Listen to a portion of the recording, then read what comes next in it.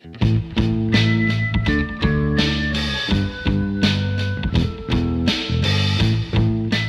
yes, question, what happens after we finish a job? So again, traditionally when the job is finished, a construction term that everybody uses is called a punch list.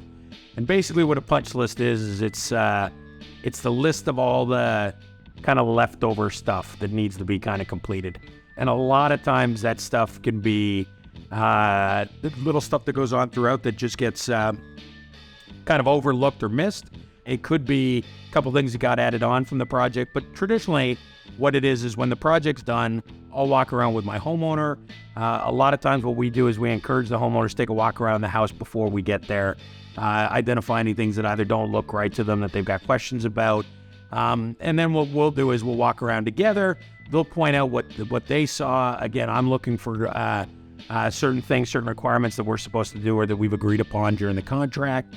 And anything that's open, then what we do is we traditionally get this list called a punch list that our job is then to go back and rectify all the little items on the punch list.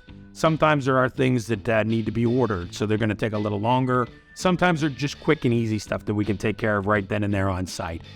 Traditionally, we like to do the punch list while the crew's still on site available. So a lot of times we're doing the walk around maybe the day before or just as the guys are finishing up. That way, any of the things that can be done and taken care of right away, we're taking care of right away while we're on site, and we don't have to bring the crews back in. Again, just easier for the homeowner, easier for us. Anything that is going to take a little longer period of time, or if there's something that was damaged or needs to be reordered, that stuff would also go on the punch list, and then we would have that as a follow-up. We'll go back, we'll order it. When it comes in, we'll schedule our crews back out to come and kind of knock that off. A lot of times what we'll actually do is, because the siding project usually takes a couple days, anywhere from 4 or 5 days to a couple, 2-3 weeks. A lot of times during the project itself, we are actually going through and walking through and we're pointing out things that we're doing in the home. So we will do several walkthroughs. A lot of times we do one before we start. We identify any old cable boxes that can come off the wall. A lot of people have dead dryer vents, dead bathroom vents that we can kind of take off and clean up sections of the wall. So a lot of times throughout the project, usually at the beginning, a couple times during the project, and then at the end, we'll do what we call walkthroughs. And during those walkthroughs, again, up front, it can be setting the expectation of some things that we can cut, we can discontinue.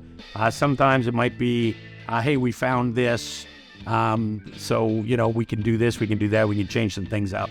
Again, it's a great way of communicating with the homeowner during the process of the project, setting the expectations, identifying things we found, and it's a great way for the customer to feel comfortable that they know what's going on in the process. So again, we'll actually do several walkthroughs throughout the project.